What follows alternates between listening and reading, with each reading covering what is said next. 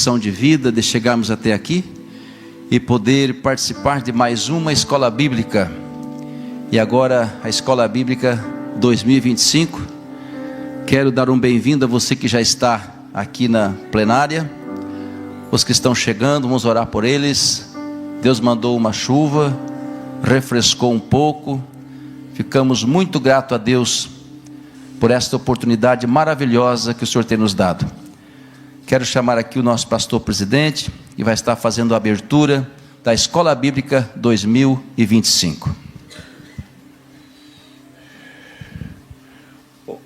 A paz do Senhor, irmãos. Estão animados? Que alegria, né? Mais uma escola bíblica, isso é uma bênção para nossas vidas. E agradecemos a Deus pela vida de cada um que já se encontram presente. O nosso professor Mauri está aqui presente, que coisa boa, né? Isso é extraordinariamente bom. Depois, certamente, vai ser feita a apresentação do professor e também daqueles que o acompanham. Nós vamos fazer uma leitura bíblica do capítulo do Salmo 1, versículo 2 e 3, que diz o texto. Antes tem o seu prazer na lei do Senhor, e na sua lei medita de dia e de noite. Será como árvores plantadas junto a ribeiros de água, o qual dá o seu fruto na estação própria, cujas folhas não caem, e tudo quanto fizer prosperará. É por isso que nós estamos aqui, para meditar a palavra de Deus, ouvir a palavra de Deus. Vocês guardem bem, não perca nenhuma aula, nem um instante. Nós todos vamos ser muito beneficiados pelas aulas que vão ser dadas aqui em nossa escola bíblica. Neste momento, nós vamos orar ao Senhor. Senhor, nosso Deus, nosso Pai Celestial, te agradecemos por tudo, e esperamos que a tua bênção venha sobre cada aluno, Senhor, que cada um deles possa absorver o máximo da tua palavra. Senhor, usa aqueles que hão de pregar, hão de ensinar a sua bendita palavra.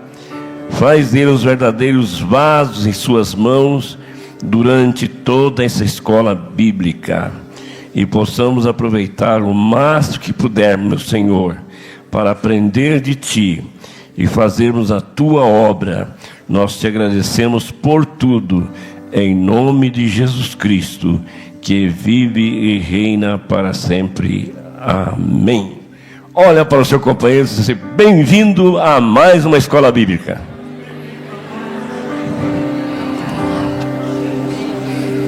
Isso mesmo. Glória ao Senhor. Aí nós vamos pedir aqui o pastor Gilson para dar aqui bem-vindo aos nossos visitantes e logo ouvirmos o nosso professor. Graças a Deus, quero dar um bem-vindo a você que está nos visitando pela primeira vez. Os de casa também são bem-vindos. Quero aqui dar um bem-vindo ao pastor Aurir Santos, que vai ser o primeiro palestrante. Juntamente com ele está o pastor Gessé e o pastor Marcelo Dantas. Pastor Marcelo já esteve outra vez aqui com a gente. Pastor Gessé é a primeira vez. Então, como o povo está chegando, estão se colocando, cada um tomando seu devido lugar. Mas o nosso horário, que eu falei para o pastor Aurir, geralmente o primeiro dia atrasa um pouquinho, né? Mas já quero convidá-lo para subir aqui e já vai fazer uso da palavra. Toda liberdade. Você quer para o pedestral ou não? Não precisa não. Meus amados irmãos, minhas amadas irmãs, recebam todos a paz de Jesus. Quero manifestar toda a minha gratidão, a minha alegria ao Senhor Deus, pelo privilégio de chegar aqui mais uma vez, na minha casa. Quero agradecer a saudação de bem-vindos, porém, sou filho dessa casa hoje. No dia 6 e 7 de abril do ano passado, eu estive aqui pela primeira vez, e vocês me trataram tão bem, que eu acabei ficando, e aqui estou. Quero louvar a Deus pela vida do pastor Antônio Domingos, patriarca, o homem que Deus levantou neste lugar, que Ele deu uma visão, e nós queremos, assim como fazemos em São Bernardo do Campo, louvar a Deus pela sua vida, pastor Antônio, todos os dias, por tudo quanto o Senhor tem feito e realizado na obra missionária. O Senhor é um baluarte, e eu costumo dizer ali em São Bernardo, pastor Antônio talvez seja um dos últimos baluartes dessa geração na obra missionária, um homem que ama a obra missionária. Mas eu quero louvar a Deus também pela vida dos meus companheiros de viagem, pastor Marcelo Dantas, pastor Jessé Pires, que saíram hoje cedo da cidade de São Bernardo do Campo. Enfrentamos aí 700 quilômetros e chegamos aqui bem, fizemos uma viagem abençoada, e viajar com esses homens é sempre um momento ímpar de extrairmos muitas coisas boas, porque são homens preparados na obra do Senhor. Tive o prazer de trabalhar junto com o pastor Jessé Pires. Nós trabalhamos juntos na Secretaria de Missões ali em São Bernardo do Campo durante muito tempo, e hoje é o nosso companheiro que nos ajuda ali nos projetos Reinon. Pastor Marcelo Dantas é o nosso coordenador do nosso curso teológico ali em São Bernardo do Campo, um homem que Deus levantou com o propósito de usá-lo na educação cristã, nessa área tão importante para o povo de Deus. Mas eu sei que uma boa parte, meus irmãos, já me conhecem, porque eu já estive aqui algumas vezes, desde o dia 7 de abril, mas eu quero rapidamente, como hoje é nos dado uma oportunidade, eu gostaria até de pedir para o meu irmão já projetar a nossa primeira palestra. Nós teremos 3 plenárias durante esses 3 dias que aqui vamos estar com vocês, e talvez vocês me conheçam como pastor Aurir, que coopera com o pastor Antônio Domingos, ali na cidade de São Bernardo do Campo. Mas o pastor Aurir também, ele é sócio fundador do grupo ARC, hoje ocupo o cargo de diretor executivo ali na empresa, e sou fundador também do projeto Reinon, que significa Rede de Empreendedores Inseridos na Obra Missionária. É esse projeto que caminha junto com o MSBN, porque desde o primeiro momento que nós tivemos contato com o pastor Antônio, entendemos que o nosso propósito caminhavam juntos. Nós tínhamos o mesmo propósito, o mesmo objetivo, e não tinha por que não caminharmos juntos, unindo forças para evangelização, como ele bem usa esse termo, evangelização do mundo. Eu estou aprendendo, pastor Antônio, estou aprendendo. Evangelização do mundo. Então, com muita alegria, eu quero estar aqui com vocês, refletindo, meditando. Nós temos mais de 30 anos de experiência na área empresarial, trabalhamos no Brasil e fora do Brasil, temos lidado com muita gente. O Senhor Deus tem nos usado na capelania empresarial. Nós temos levado a mensagem do Evangelho a lugares e a pessoas que jamais entrariam em um templo religioso. Quantas experiências nós teríamos para contar aqui, relatar. Talvez eu conte uma ou outra no decorrer desses 3 dias, aquilo que Deus tem feito através de nossas vidas na área empresarial.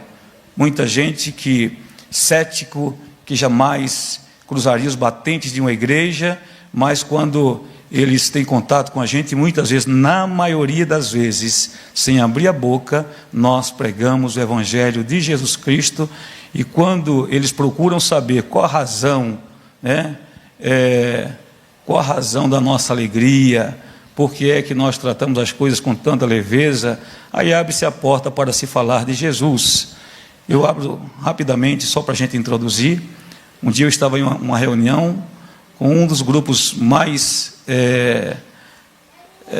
os grupos de maior visualização no nosso país, e em uma reunião de negócio, numa sala que tinha mais ou menos umas 22 pessoas, eu usei em uma negociação, uma referência bíblica, e uma pessoa, um dos chefes que estavam ali, que já me conhecia há bastante tempo, ele bateu na mesa e disse: eu sabia que tinha alguma coisa de errado com esse camarada. Eu dei risada, olhei para ele, aí ele me perguntou: tu é pastor, né? Aí eu falei: eu sirvo ao Senhor Jesus. Ele falou: rapaz, tem muito tempo que é para mim te perguntar isso, porque eu ficava te observando, olhando, e esse cara tem alguma coisa estranha com esse camarada, ele é diferente demais. Mas sinceramente, eu nunca imaginei, eu dizia: não, mas ele é muito sério para ser pastor, ele é muito sério, ele é muito ético para ser pastor, né? Olha a visão que muita gente tem de nós que servimos ao Senhor.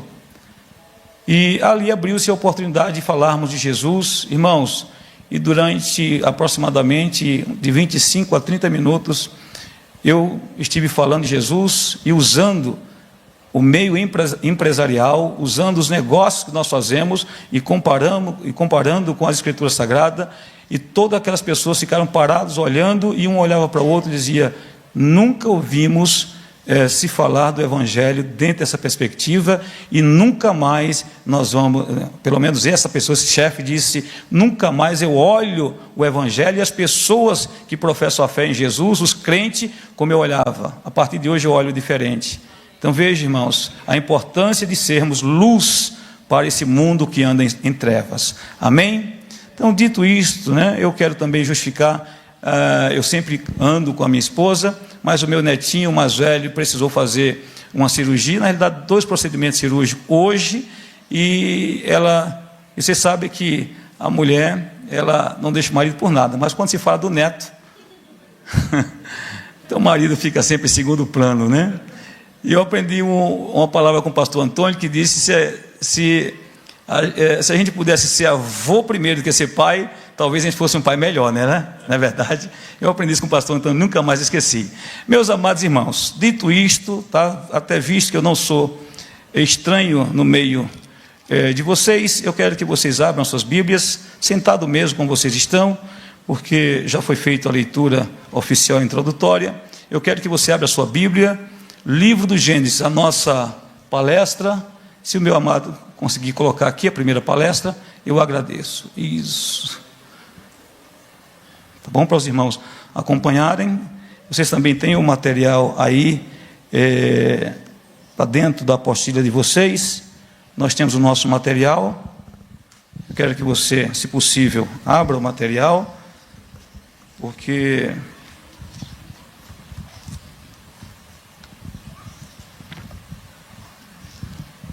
a partir da folha 19, né? Hoje, a nossa plenária, nós vamos introduzir, falando sobre o DNA do empreendedorismo e o verdadeiro caminho para a prosperidade segundo a Bíblia. Hoje nós vamos ficar, basicamente, com o DNA do empreendedorismo, e a partir de amanhã e na quarta-feira nós vamos falar sobre o verdadeiro caminho para a prosperidade segundo a Bíblia. Por que o verdadeiro caminho? Porque ele está cheio de falsos ensinamentos por aí, falando de um caminho que não é verdadeiro, um caminho que é falso.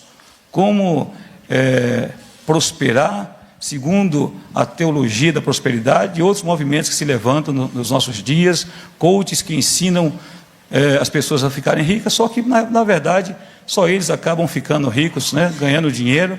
Só que a gente vai aprender nesses dias que a prosperidade bíblica ela vai muito além das questões econômicas e financeiras, vai muito além dessas coisas. Nós vamos falar da verdadeira prosperidade. E eu brinco lá em São Bernardo, porque nós estivemos durante aproximadamente 8 semanas falando sobre esse tema, e na ocasião eu recebi uma pessoa que veio de longe, lá no meu escritório, e ele veio participar de uma mentoria de um desses palestrantes, e era uma mentoria fechada para 50 empresários, e vocês vão ficar horrorizados, mas o valor daquela palestra era R$200 mil por 3 dias, sexta, sábado e domingo.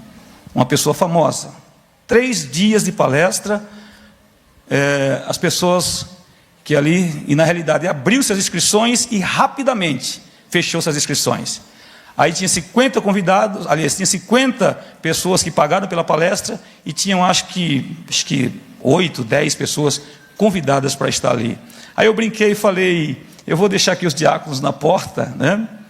Os irmãos que saírem, que forem entrando, se vocês gostarem da palestra, vocês vão fazer ali um pagamento, um Pix lá era 200 mil reais, aqui vocês vão fazer de 2 mil reais, tá bom? Aí todo mundo caiu, deu risada, porque eles estão ensinando um caminho que não é o verdadeiro. Eu vou ensinar o verdadeiro, vocês não querem pagar por isso? Mas hoje é brincadeira, tá bom? Vocês já pagaram a inscrição e está tudo certo, e vocês vão sair daqui nesses dias alimentados com a palavra de Deus. Então, o sumário aí, nós vamos introduzir sobre o DNA, né, do empreendedorismo, um chamado para empreender com propósito, uma responsabilidade social, moral e espiritual. Nós precisamos entender isso claramente, que ser cristão é estar incumbido dessa responsabilidade social, moral e espiritual.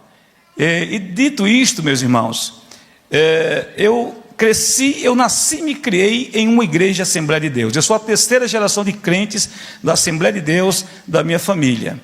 E, sinceramente, eu não conheço nenhuma outra denominação, só conheço a Assembleia de Deus. E de onde eu vim aqui é diferente, que aqui vocês têm um líder com uma visão ampla. Sinceramente, eu acho que é a primeira EBO que eu vejo falar sobre um tema como esse, pastor Antônio. Eu não sei se vocês já ouviram falar sobre isso. Lá de onde eu vim, durante 30 anos, eu nunca vi nenhum evento dentro da igreja para falar sobre empreendedorismo, um assunto tão importante. E no começo da pandemia, quando todas as portas se fecharam, eu ministrei para os jovens da nossa igreja, falando sobre a importância de empreender em tempos de crise. Eu falei das oportunidades que surgem em tempos de crise. E eu falei com a igreja vazia. Foi através de uma live, tinha ali somente os líderes. E depois de 3 anos e meio, eu fui ministrar em uma igreja, em um seminário para a família, que não tinha nada a ver com o tema que nós estávamos, naquela ocasião, né, estudando. Veio uma pessoa no final do culto e disse: pastor, tem mais ou menos uns 3 anos que eu tento encontrar o senhor. O senhor mudou minha vida. Eu falei: eu nem conheci o irmão. O senhor mudou minha vida. Eu falei: mas como que eu mudei a sua vida, meu amado? Quem mudou a sua vida foi Jesus. Eu brinquei com eles: não, pastor. O senhor lembra daquela palestra que o senhor fez assim, assim? Eu tinha esquecido. Eles: pastor, aquela palestra mudou a minha vida. Eu estava em cima do muro e através daquele ensinamento eu tomei coragem. Foi a melhor coisa que eu fiz na minha vida. Hoje eu tenho prosperado. Hoje Deus tem alargado as tendas. Deus tem feito coisas que eu nunca imaginei que Ele faria na minha vida. Irmãos, e aquilo me alegrou. Eu digo: que bom, né, ouvir esses feedbacks de pessoas que põem em prática aquilo que nós ensinamos. Então hoje eu tenho certeza que essas plenárias não será diferente, irmãos. Como o pastor Antônio falou, né, preste bastante atenção, porque certamente você sairá daqui edificados, tá bom? E está tudo na Bíblia. Nós não vamos usar nenhuma inovação, nós só vamos usar aquilo que está aqui contido na palavra de Deus, os princípios basilares da nossa fé. Irmãos, eu vou falar uma coisa para vocês. Eu não conheço nenhum empreendedor de sucesso, por mais que ele não professe a fé em Jesus Cristo, por mais que ele não conheça de Bíblia, mas os negócios deles só deu certo porque eles usaram os princípios bíblicos, sem saber.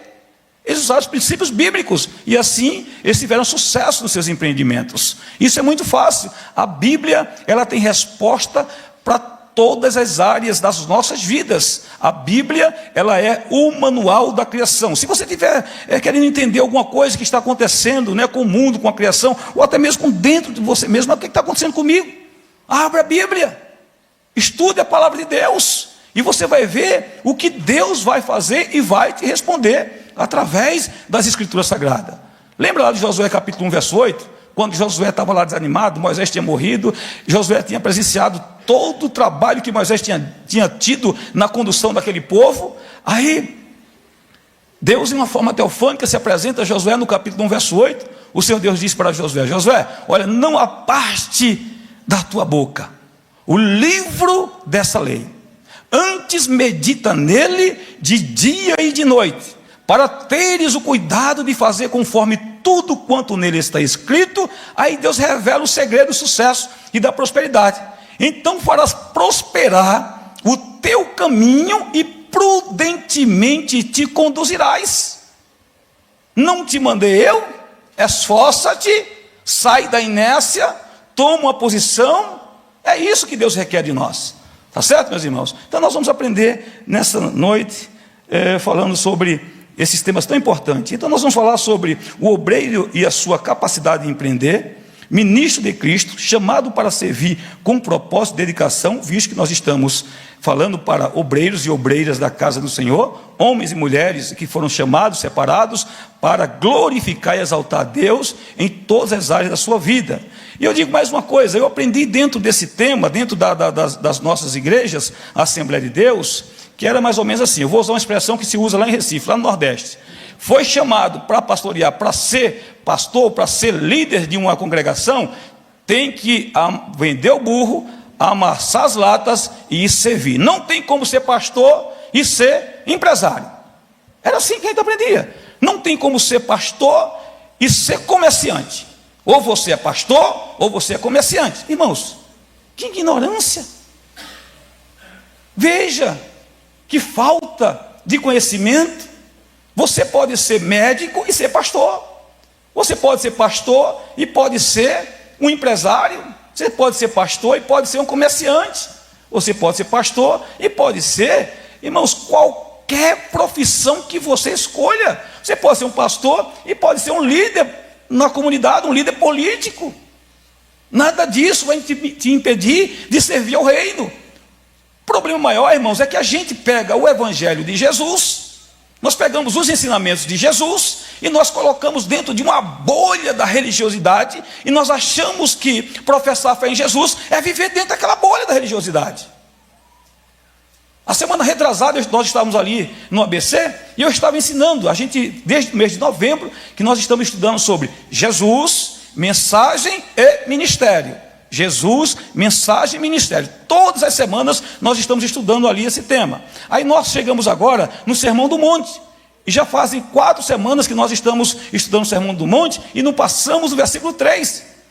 Aí a gente foi, nós falamos um pouco sobre, fizemos um paralelo entre a justiça dos escribas e fariseus, porque Jesus disse, olha, se a vossa justiça não exceder a justiça dos escribas e fariseus, de modo nenhum vocês entrarão no reino dos céus. E a gente pega essas coisas e coloca dentro de uma bolha da religiosidade, irmãos, e achamos que professar a fé em Jesus é viver com a capa de santidade, aquela coisa de, irmãos, é muito além. Não tem como separar a nossa vida secular da vida espiritual. Elas caminham juntos. Lá na empresa, lá na escola, na faculdade, no teu comércio, em qualquer lugar que você tiver, você precisa entender e respeitar tempo e propósito. Eu sempre falei isso, tempo e propósito, o tempo e o propósito de Deus, eles estão sempre alinhados. O segredo é eu entender e buscar essa sensibilidade espiritual para me alinhar com o tempo e o propósito de Deus para cada momento do meu tempo vivido aqui nessa terra. Por quê? Mesmo que Ele me coloque, mesmo que Ele me coloque lá dentro de um poço, como foi, eu falei esses dias também sobre as fases da vida de José. Houve um momento que conspiraram contra a vida de José. Havia um propósito para a conspiração dos irmãos contra José, mas a conspiração era para matar. José preparou, Deus preparou o quê? Um poço. Então houve também um momento, a fase do poço. Então na nossa vida, se a gente pegar cada fase da vida de José, até chegar no palácio, nós vamos ver que são feitas de ciclos. E eu preciso entender que de forma pedagógica, todas as coisas contribuem para o bem daqueles que amam a Deus e são chamados pelo seu decreto. Vocês estão entendendo, amém? Então vocês vão sair daqui, desses dias, pelo menos, irmãos, com a visão macro daquilo que será falado. Aí cabe a vocês buscar esmiuçar com mais intensidade, esse tema que é muito exaustivo. Não tem como falar aqui em 3 plenárias, falar sobre um tema tão importante como esse, que a gente vai desenvolver durante toda a vida e vai chegar no final da vida e descobrir que nós apenas introduzimos o tema em nossas vidas. Sobretudo, meus irmãos, a importância para nós obreiros da casa do Senhor. Então nós estamos tentando desconstruir muitos, era isso que a gente vinha falando, no caminho durante um bom tempo. Nós estamos tentando desconstruir uma mentalidade medíocre que foi implantada dentro de nós, durante toda, principalmente aqueles que já têm a cabeça branca como eu. E é difícil sair da inércia quando você foi doutrinado, você foi treinado com aqueles ensinamentos e aquelas coisas, e você acha que pensar fora da caixinha, né, pastor Antônio? Eu estou pensando fora da caixinha, meu Deus, estou pecando contra Deus, porque eu não aprendi assim. É assim, irmãos, infelizmente. Achamos que estamos para fazer a vontade de Deus, achamos que nós precisamos. Eu vou parar, porque senão eu falo demais, viu? Eu falo demais. O pastor sabe que eu falo, o pastor Antônio sabe que eu sou comercial da empresa, não tem como não falar, né? Falo que pelos cotovelos. Sou pastor, então tem que falar mesmo. Então veja, despenseiros dos mistérios de Deus, gestão de recursos espirituais, a importância do empreendedorismo no ministério, o verdadeiro caminho para a prosperidade segundo a Bíblia, o caminho bíblico para a verdadeira prosperidade e a fidelidade a Deus, o segredo da verdadeira prosperidade, a fidelidade a Deus. Tem muita gente, eu usei uma expressão esses dias lá em São Bernardo, tem muita gente comendo as sementes e querendo, buscando a prosperidade em Deus e dizendo: estou na prova, estou na dificuldade, o Senhor não lembra de mim, o Senhor esqueceu de mim. Mas rapaz, você é infiel. A lei que rege todo o universo é o quê? É a lei da semeadura.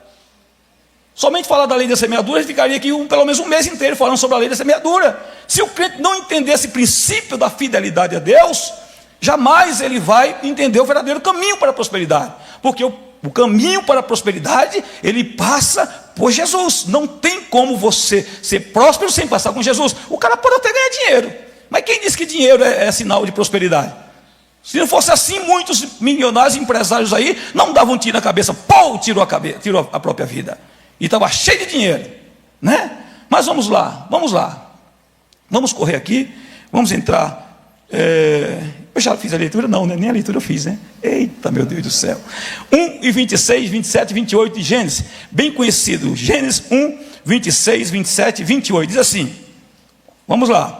E disse Deus: façamos o homem à nossa imagem, conforme a nossa semelhança, e domine sobre os peixes do mar, e sobre as aves dos céus, e sobre o gado, e sobre toda a terra, e sobre todo réptil que se move sobre a terra.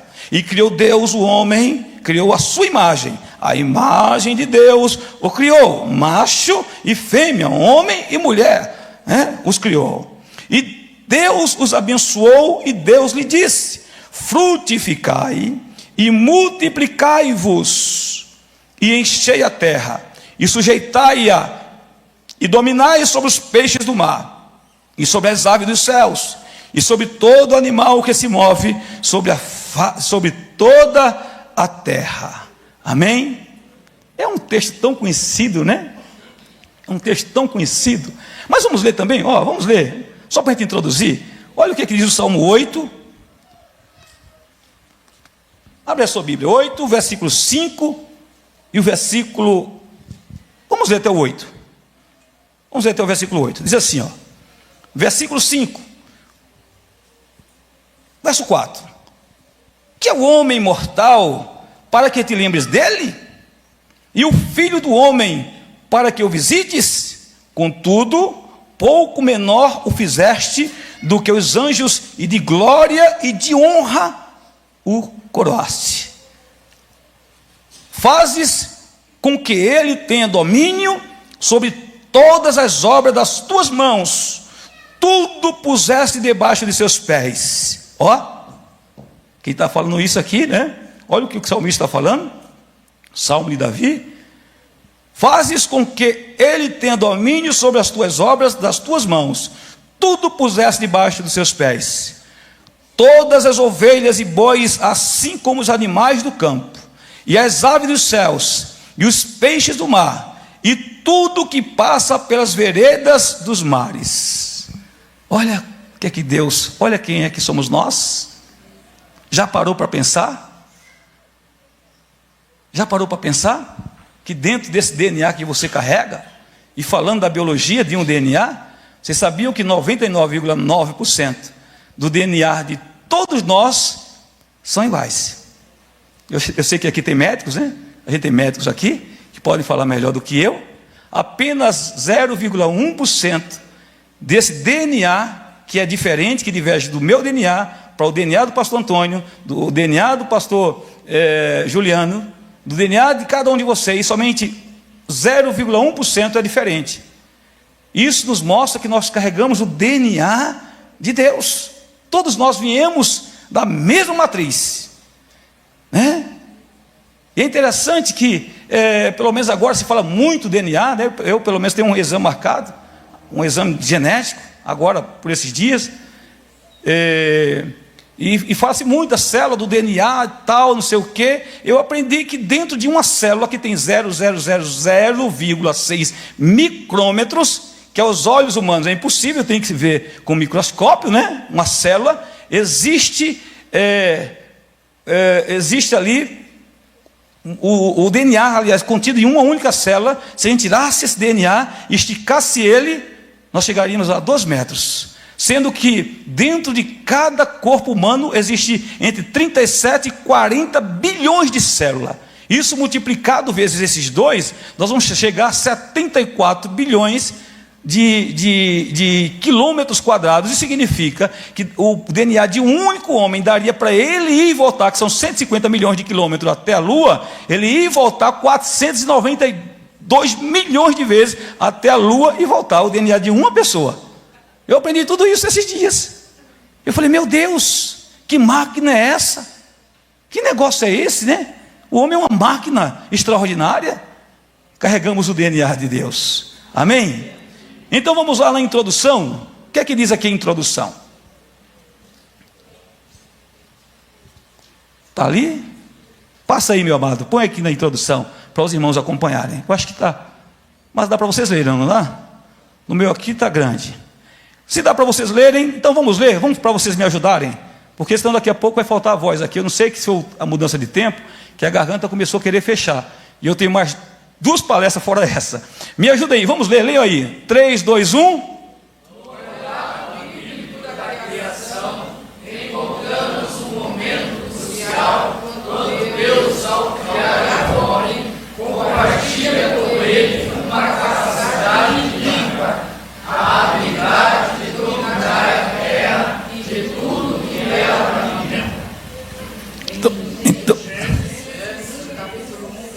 Que é o que nós lemos agora, né? Então veja, esse versículo reflete um princípio profundo sobre a natureza humana e de forma notável o empreendedorismo, tá? Agora, vê o segundo slide, por favor. O termo empreendedorismo, como conhecemos no contexto secular, refere-se à capacidade de identificar oportunidades, sair da zona de conforto e assumir riscos, criar e gerenciar novos negócios, além de inovar diante de desafios. Porém, ao olharmos para as Escrituras, podemos perceber que essas mesmas qualidades já estavam presentes no DNA do homem desde a criação. Deus, ao fazer o homem à sua imagem e semelhança, depositou nele o seu potencial de criar, organizar e administrar, especialmente superar dificuldades e adversidades. Então, quando Deus, Ele criou o homem, a sua imagem e a sua semelhança, Deus criou o homem perfeito, com a capacidade de dominar a criação. Nós lemos o versículo 26, 27 e 28, do primeiro livro da Bíblia. Lemos o salmista fazendo referência no capítulo 5, no Salmo número 8, versículos do 5 em diante. Existem tantas outras referências que a gente poderia colocar, mas como todo e qualquer bom estudante de teologia, a gente aprende que não, por mais que tenha dezenas, centenas ali de referências bíblicas, você não pode usar mais que 2 ou 3, porque senão você vai acabar cansando o público, cansando, né, os irmãos que estão nos ouvindo, falando do mesmo assunto. Mas se você pesquisar aí, irmãos, você vai ver que existe uma infinidade de referências bíblicas falando dessa capacidade que Deus dotou a cada um de nós. Nenhum de nós somos incapazes, salvo se tivermos um problema no nosso DNA, na nossa genética humana, que nos desabilite, ou seja, que a gente perca a capacidade de pensar e de raciocinar. Agora, mas tem situações que hoje dá para se tratar, o TDAH, como é que tem? Me ajuda aí, irmãos. Tem eu acho que é o TDAH, né? Tem outras doenças hoje aí que dá para tratar, e a pessoa, ou principalmente quando essa doença ela é detectada ainda na infância, trata-se com os psicopedagogos e outros profissionais da área, e essa pessoa volta. Eu conheci uma pessoa agora nos Estados Unidos, pastor Antônio, na minha última viagem ali para os Estados Unidos, e estava lá numa mesa de negociação, e a pessoa, um cara super extraordinariamente, um cara fantástico, inteligentíssimo, inteligentíssimo. E ele falou para mim: não, eu tenho TDAH. Eu fui diagnosticado com TDAH quando ainda era. Eu falei: meu Deus, se esse homem tem TDAH, de pronto, eu devo ter amnésia, eu devo ter tantas outras coisas, porque o cara é inteligente. Então Deus, ele dotou o ser humano com a capacidade ímpar, intelectual. Não existe ninguém: eu não posso, eu sou incapaz, eu não sei, eu não posso. Irmãos, nunca use essas expressões. Lá na empresa, a pessoa quer me ver nervoso, quer me ver estressado, pernambucano. Eu sou pernambucano, viu, irmãos? Tem um sangue quente. Fala assim: não dá para fazer, não vai dar certo. E irmãos, eu fico aperreado com esse negócio. Por que não vai dar? Falta recurso? Falta mão de obra? O que é que falta? Dá sim, não existe essa palavra no nosso vocabulário. Não dá para fazer, sempre vai dar para fazer. Sabe aquelas pessoas pessimistas? Ele entra no negócio: não vai dar certo. Ô infeliz, vai trabalhar a vida toda e você vai continuar dizendo: não vai dar certo.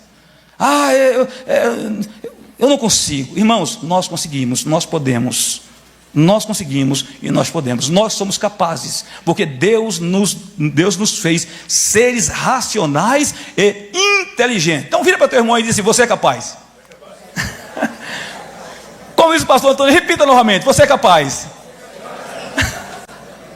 É como pensa o pastor Antônio, ele vai ensinando a gente vai aprendendo, né?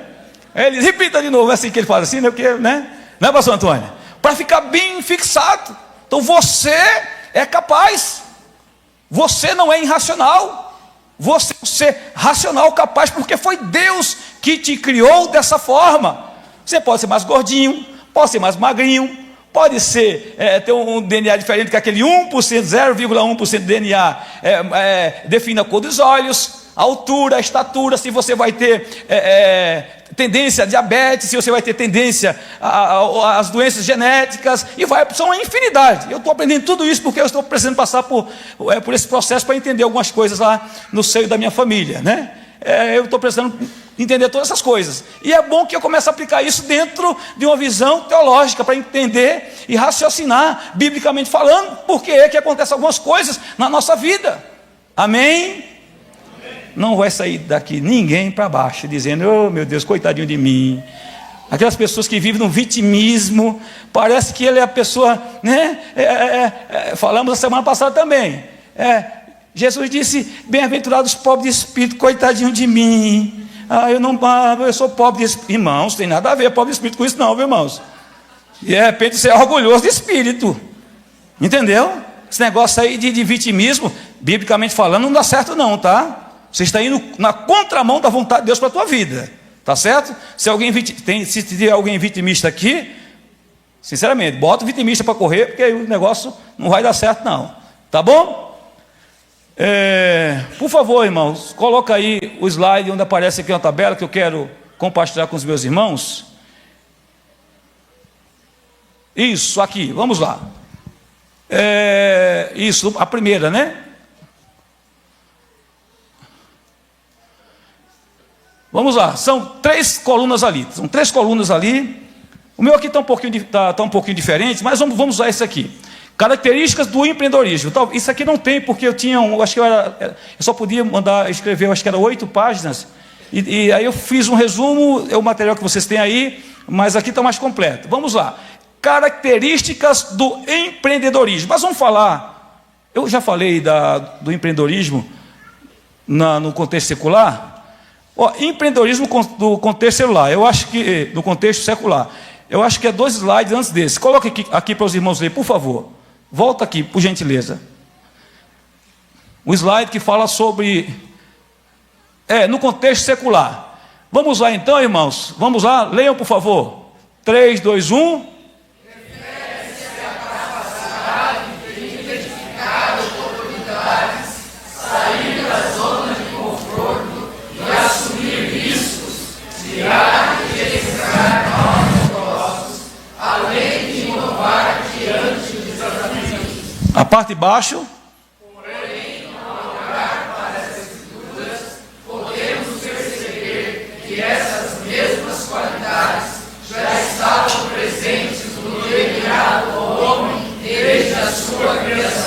Amém. Então a gente já definiu aqui o que é empreendedorismo no contexto secular. Então tem aqui vários contextos, né? Contexto filosófico, aí esse vai longe. Quando essa primeira palavra foi usada, mas a gente não vai ser até isso. Coloca lá, por favor, isso. São 3 colunas. Vamos lá. Características do empreendedorismo, qualidades no DNA humano e as referências bíblicas. Por exemplo, dentro da visão secular, empreendedorismo é a capacidade de identificação de oportunidades. O que é que está escrito lá em Gênesis 2, 19 ao 20? Capacidade de observar, nomear e administrar a criação. Veja que isso já foi intrínseco desde o momento quando Deus nos criou. Essa capacidade foi colocada em nosso DNA. Então eu tenho capacidade, você tem capacidade para entender e gerenciar essas questões. Sair da zona de conforto. Essa palavra ela foi aplicada para o indivíduo, né, que ele sai da zona de conforto, mas ele não sai para correr riscos. Isso é uma das coisas que muita gente tem feito por aí. Ele sai e diz, eu vou correr risco. Ele não mede as consequências. A gente poderia aqui falar muito sobre isso. Eu acho que dia 6, dia 7 de abril do mês passado, nós falamos sobre isso, né? A gente abriu mais esse tema. Então a gente não vai voltar a falar sobre isso. Mas tem pessoas que ele não mede as consequências. E ele sai de forma desorganizada, sem planejamento, tentando fazer as coisas, depois ele cai numa prova de Deus e está me provando. Não, é você. Não foi Deus. Tira Deus desse negócio. É você que precisa entender, saber, analisar, fazer refletir, antes de sair fazendo as coisas sem a direção certa, sem tomar as providências corretas, sem gerenciar os recursos de forma correta, responsável. Nós vamos aprender. Aí veja, vamos lá, tá? Sair da zona de conforto. A palavra foi usada para o indivíduo que sai da zona de conforto e ele não vai correr risco, ele assume riscos, porque é uma grande diferença entre correr riscos e assumir riscos. O cara que assume risco o empreendedor que assume risco, é aquele que ele já mediu, ele já fez toda a análise preliminar dos riscos do negócio. Aí ele viu tudo isso, ele refletiu, ele sabe onde que estão os riscos do negócio. Aí ele fala, eu vou comprar esse negócio, eu vou assumir esses riscos. Então essa característica, o empreendedorismo foi aplicar essa palavra para o indivíduo que ele sai da zona de conforto e ele assume os riscos do seu próprio negócio. Tá certo? Então há uma diferença entre correr riscos e assumir riscos. Ficou bem claro, irmãos? Amém? Então tá bom, vamos lá, vamos correr aqui. A referência, chamado para governar e encher a terra. Então o homem, ele recebeu essa responsabilidade, tá certo? Ele não ficou naquela inércia, porque tem gente que diz assim, eu queria saber quem inventou o trabalho que é para mandar matar. Vocês já ouviram essa expressão? Já ouviram? Vocês vão matar Deus? Porque foi Deus que inventou o trabalho. Deus não criou ninguém para ser vagabundo não, irmãos.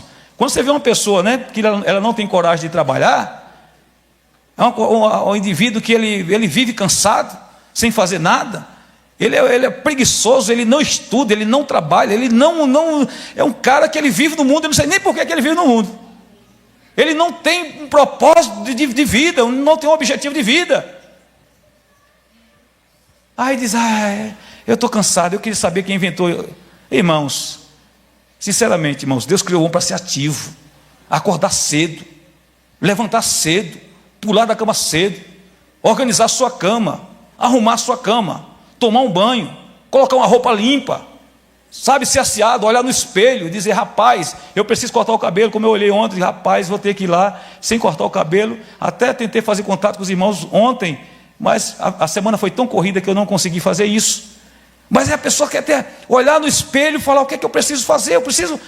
Ele tem que criar uma rotina, entendeu? Porque as coisas não vão cair do céu. Você precisa levantar e trabalhar, porque você pecou.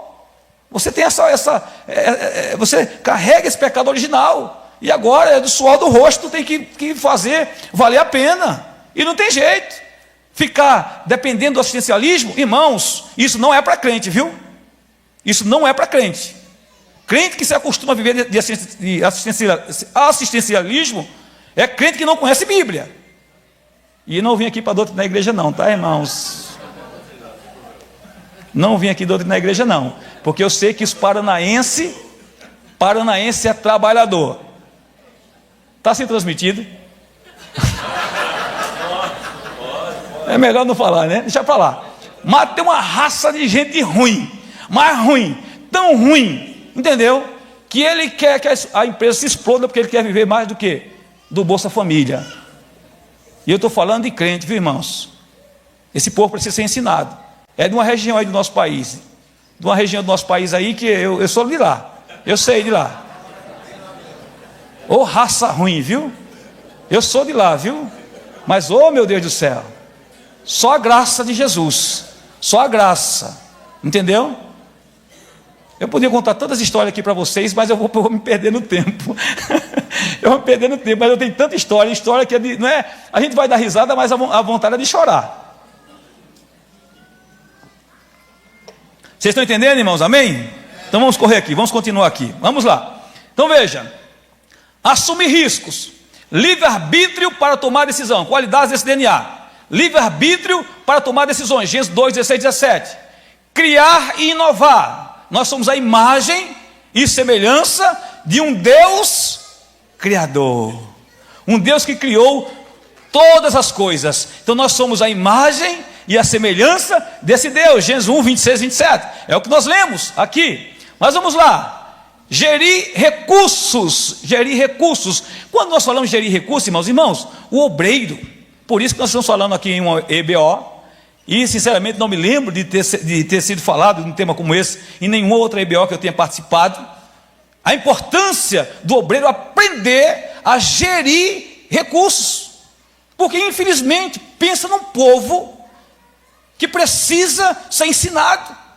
Eles não sabem planejar, eles não sabem fazer o gerenciamento de recursos, mas isso já está intrínseco dentro, né, do DNA humano.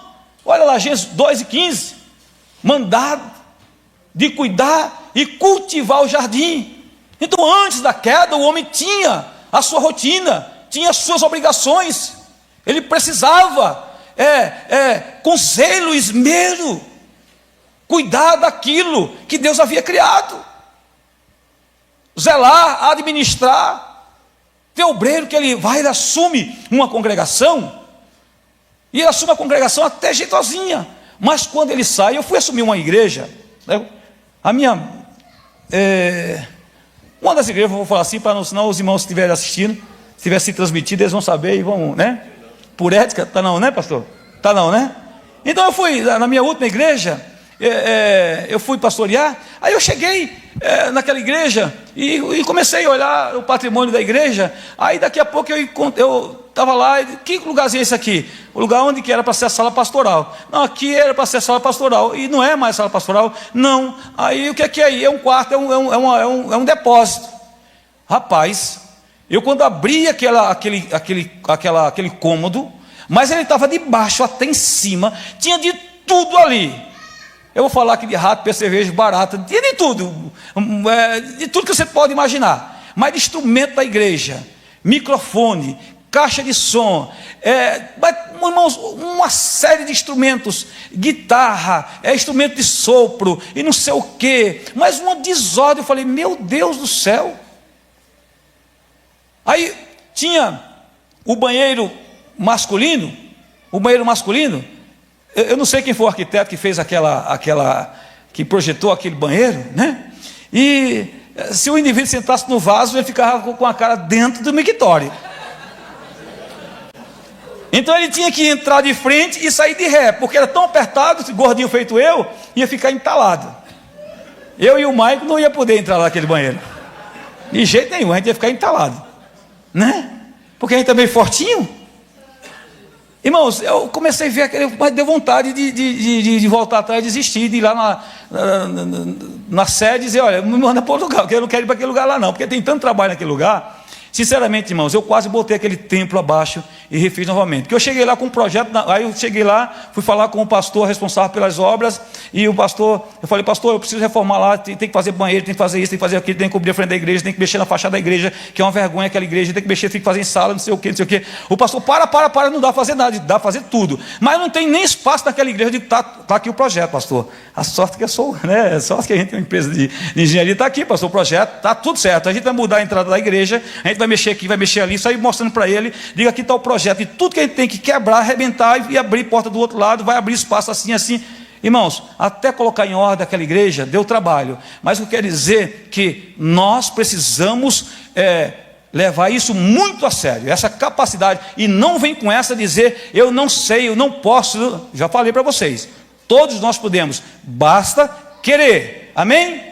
Então, gerenciar recursos e saber aplicar os recursos no local certo, no lugar certo, no momento certo.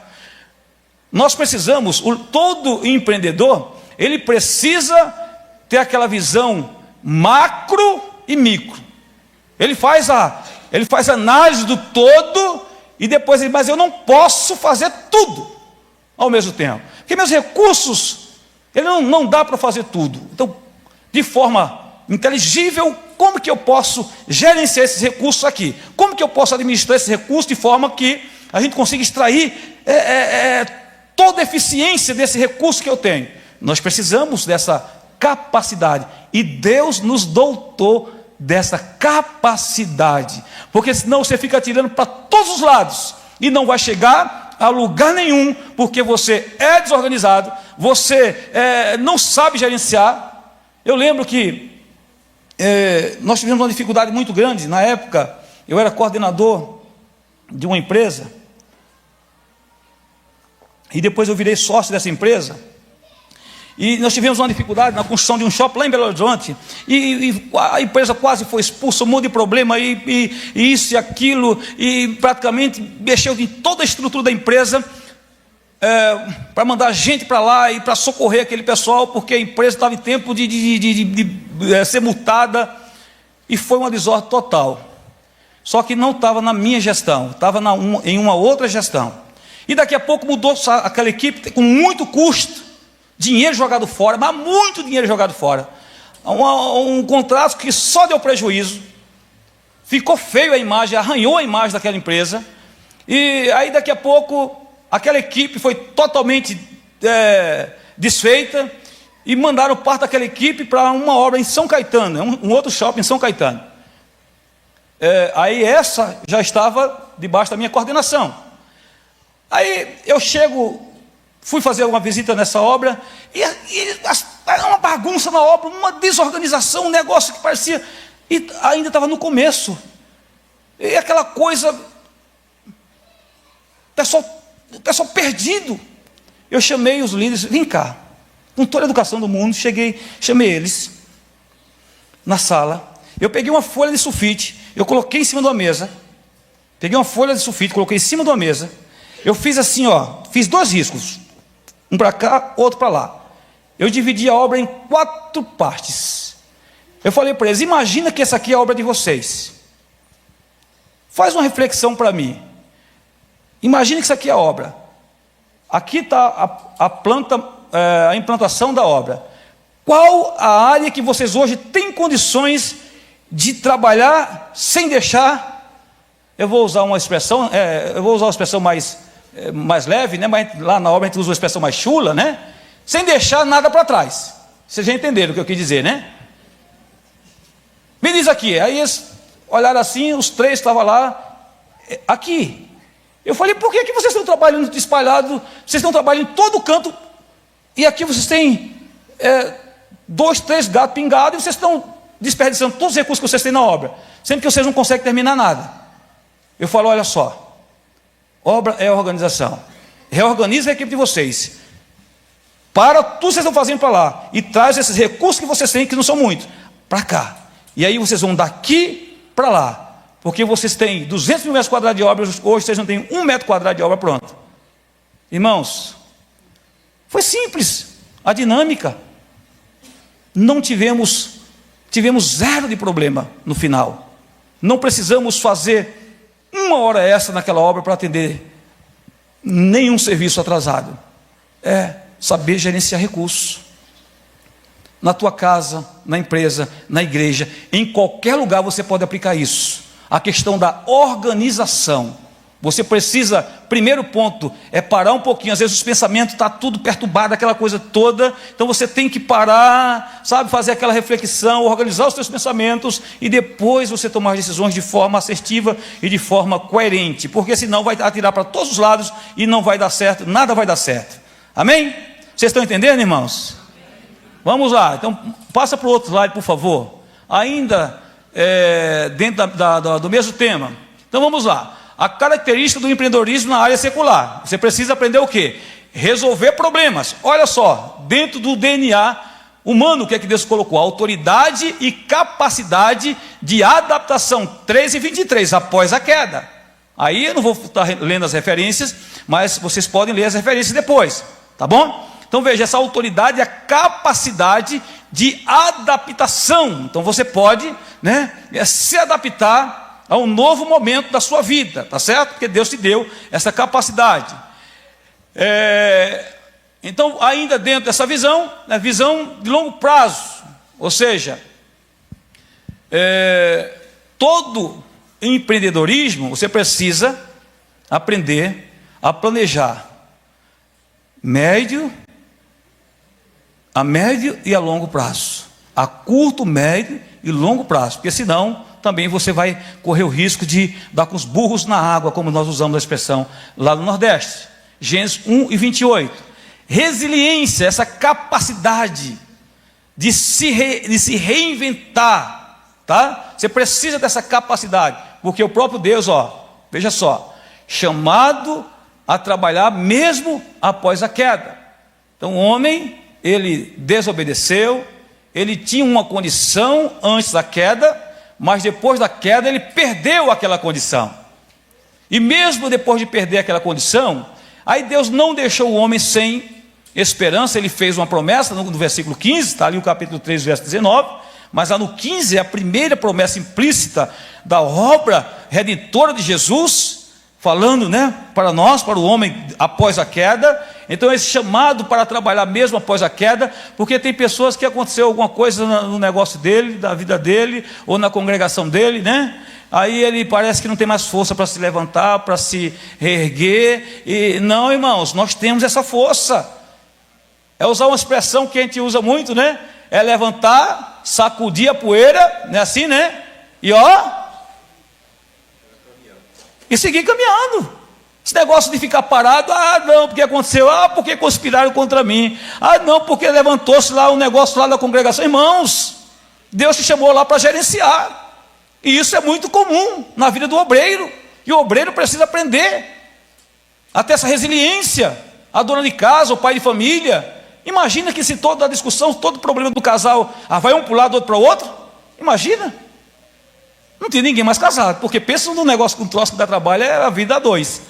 Pensa no troço, eu estou casado, agora dia 19, eu faço 30 anos, 19 de abril, de casado, e o negócio é estreito. Mas agora que a gente está numa fase de namoro, que os filhos estão tudo casados, dos netos chegando, agora que a gente está namorando, está vivendo a melhor fase da vida agora, depois dos netos. Os netos é tão bom que proporciona isso para a gente, Então vamos lá. Colaboração e liderança, complementaridade na criação, Gênesis 2:18, que é a mulher que foi colocada lá para ajudar, para auxiliar o homem, para auxiliar o homem na missão que ele recebeu da parte de Deus. A mulher recebeu uma submissão, mas não é a submissão de viver debaixo do sapato do marido, não, viu, irmãos? Porque a mulher em Provérbios, ela cuidava da casa, ela administrava lá suas servas, mas ela analisava uma vinha, ela comprava a vinha, ela administrava recursos, ela administrava todo lá enquanto o marido estava fazendo as suas atividades. Então Deus criou também a mulher com a mesma capacidade intelectual do homem. E eu aprendi com o pastor Antônio esses dias lá em São Bernardo. Ele disse que nós homens somos fracos, porque a gente é feito do barro, e a mulher é forte porque foi feita do osso. Eu aprendi isso, nunca mais eu esqueci. Então a mulher, irmãos, ela tem aquela capacidade de fazer muitas coisas ao mesmo tempo. E eu conheço muitas mulheres empreendedoras. Eu conheço muitas mulheres, e diga-se de passagem, que tem uma geração aí, eu estou vendo pela minha família, sobrinhos e sobrinhas, as sobrinhas mulheres, está dando um show dos sobrinhos homens. Pensa numa turma inteligente, uma turma, sabe, que desenrolada.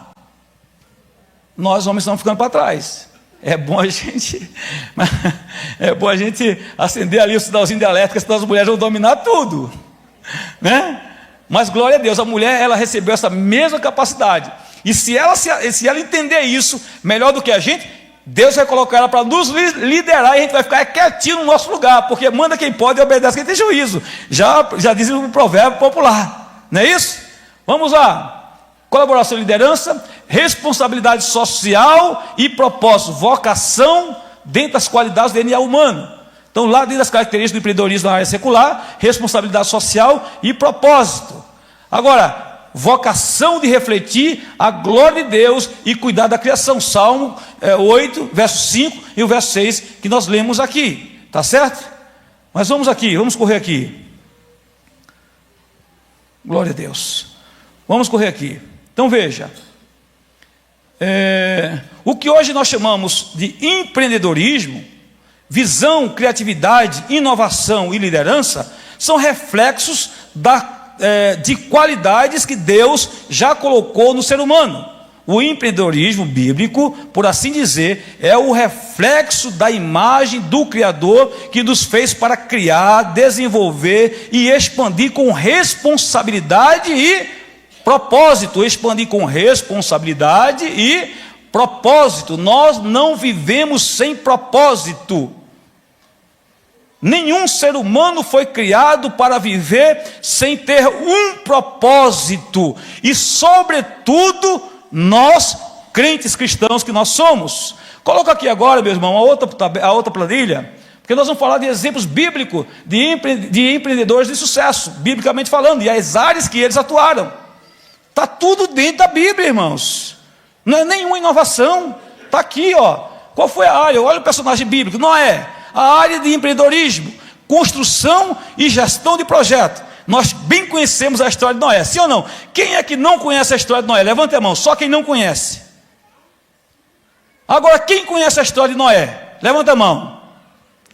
Até meu neto, que nasceu ontem já. Os meus netos, posso dizer, né? Todos conhecem a história de Noé.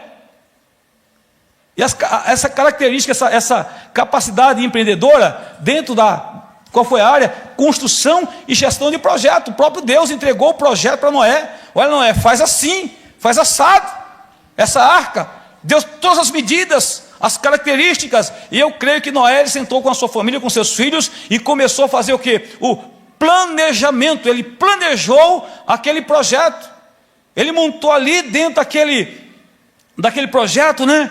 Os pontos macros que ele precisava alcançar dentro do projeto que o Criador havia lhe entregado.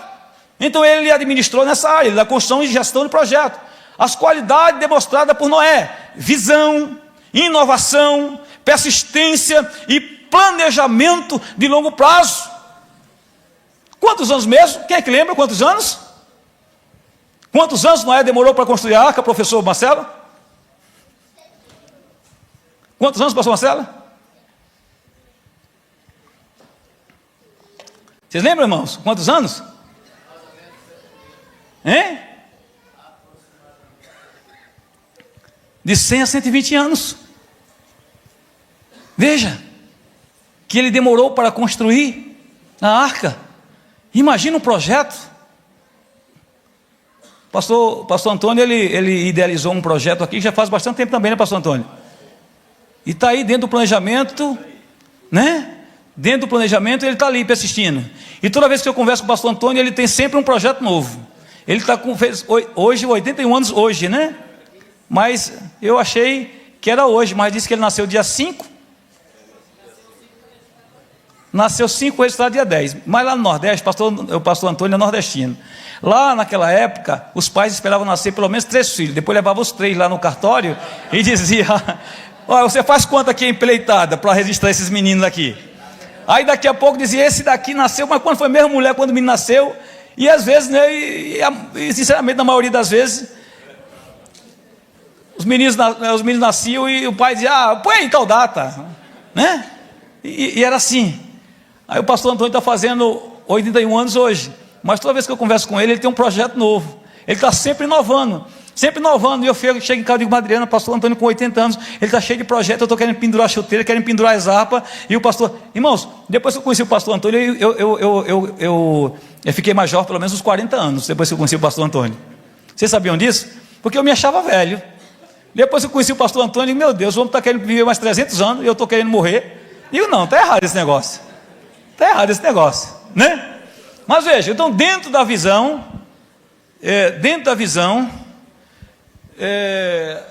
dessa visão empreendedora, então Noé, ele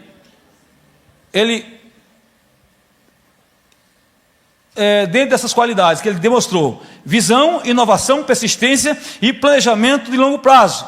Gênesis 6, do 13 ao 22. Quais são as lições para nós empreendedores? O que é que nós precisamos tirar aqui como lições? Olha lá.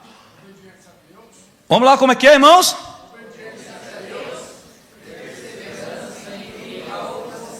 Mas Noé, ele teve oposição? Ele sofreu oposição? Noé? Muito, né? Muita oposição. A hora já me apertou ali já. Então vamos correr aqui, vamos lá. Rapidinho, né? Depois a gente contou, ó. Abraão.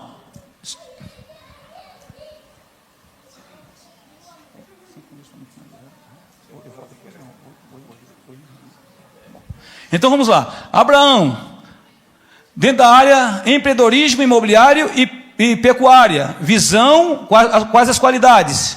Vamos lá. Visão, coragem. Lá em Hebreus 11, verso 8, diz que ele saiu sem saber para onde ia. Oi, irmãos, a gente precisa de muito mais tempo para falar sobre isso aqui, mas depois vocês vão estudar isso melhor, tá bom? Então, quais são as lições para nós empreendedores? Fé e disposição para assumir riscos sob direção divina. Assumir riscos sob a direção divina. Não dê um passo sem a direção. Nós servimos a um Deus que responde às nossas orações. Um Deus que é vivo, que responde às orações de crentes. Se você serve a um Deus que não responde a oração, então você está servindo o Deus errado. Porque o nosso Deus, ele responde de forma tão clara como a água cristalina, a vontade dele para as nossas vidas. Amém? José, gestão e administração pública. Nós temos a vice-prefeita aqui da cidade, está aqui, né? Olha só, José é um exemplo para nós de gestão e administração pública. Qualidade demonstrada: gestão de recursos, planejamento estratégico, gestão de crises. Tá certo? E quais são as lições para nós? Uso da sabedoria divina para resolver problemas complexos. Deus, irmãos, te colocou como cabeça. Você é muito mais inteligente se você é filho. Se você vive para agradar o teu pai, você tem liberdade, comunhão e possa chegar a ele pedindo direção. A gente poderia citar aqui tantos outros exemplos. Lembra do caso de Daniel e seus companheiros? Diante da situação adversa que ninguém tinha resposta, Daniel disse: espera aí, me dá, por que você se apressa? Eu vou ali no lugar que eu sei, onde eu vou buscar resposta. É assim que nós fazemos, é assim que o crente faz, é assim que o obreiro tem que fazer, é assim que a obreira precisa fazer, porque se não for assim, nós estamos malhando em ferro frio. Vocês entenderam? Amém? Então vamos lá. Quais são as lições que nós aprendemos? Uso da sabedoria divina para resolver problemas complexos. Eu tenho mais 2 minutos, coloca lá a outra parte, por favor, meu irmão. Moisés, liderança e gestão de pessoas. Moisés liderou durante 40 anos. Eu ia falar um pouquinho de Moisés, mas não vai dar tempo para falar hoje, tá? Qualidade demonstrada, gestão de equipe, resolução, conflitos, visão de futuro. Referências bíblicas, Êxodo 3, 4, Êxodo 18. Lições para empreendedores, liderar com propósito e dependência de Deus. Aprenda a depender de Deus. Não arrede o pé, irmãos. Aprenda, exercite a sua dependência de Deus. Isso, irmãos, é ser pobre de espírito, reconhecer a soberania de Deus, que você sem Ele nada é, nada pode e não vai a lugar algum se Ele não estiver com você. Aprenda a depender de Deus. Isso é ser pobre de espírito. Eu não tenho autocapacidade, autossuficiência, eu dependo unicamente e exclusivamente de Deus. Lições para nós: planejar bem, motivar a equipe e aqui já é outra, né? Liderar com propósito e dependência de Deus. Nós aprendemos, né? Neemias, eu falei de Neemias no capítulo 6, no dia 6, 7 de abril do ano passado. Falei sobre Neemias, ficamos aqui 2 dias falando sobre Neemias. Então Neemias é um exemplo também para nós. Exemplo na área social e urbana, empreendedorismo na área social e urbana. Qualidade demonstrada, planejamento, liderança, mobilização de recursos. Neemias 2 e 6. Lições para empreendedores: planejar bem, motivar a equipe e superar a oposição. Nós aprendemos com Neemias. E no meu último minuto que tem ali, apóstolo Paulo, que tem tudo a ver com o MSBN. Tudo a ver com o MSBN, né? E a gente poderia ficar somente nesse item falando sobre o apóstolo Paulo. Empreendedorismo missionário, visão global. Será que eu acho que vocês escutam alguém falar aqui sobre essa visão global de evangelizar o mundo? Vocês não escutam? O líder de vocês, né? O líder de vocês, o nosso líder, né? O líder de vocês não, o nosso líder. Ele fala muito essa palavra, essa visão global de evangelizar o mundo. O MSBN, né? Ele vai chegar nos 4 cantos do mundo. O pastor Antônio, ele tem essa visão. Então veja, visão global, adaptação, resiliência, plantação de igrejas. É o que nós fazemos. Nós estamos com um grande trabalho agora para ser inaugurado lá no Piauí, Nazária, no Piauí. Um grande trabalho. Lá nós temos hoje mais de 100 irmãos que estão se reunindo lá para o dia 28, 29 e 30, nós inaugurarmos aquele trabalho, que é o trabalho dessa igreja, do MSBN. Nós estamos liderando, mas o trabalho é do MSBN, né? É uma parceria do Reino, mas o trabalho é MSBN. Vocês entenderam, irmãos? Amém? E para nós, às 13h28, do 13 ao 28, né? E lições para nós empreendedores: inovar sem medo de mudanças e desafios. Deixa os judaizantes levantar e você vai continuar sem medo, inovando e dando glória a Deus. Amém? Muito obrigado, pastor.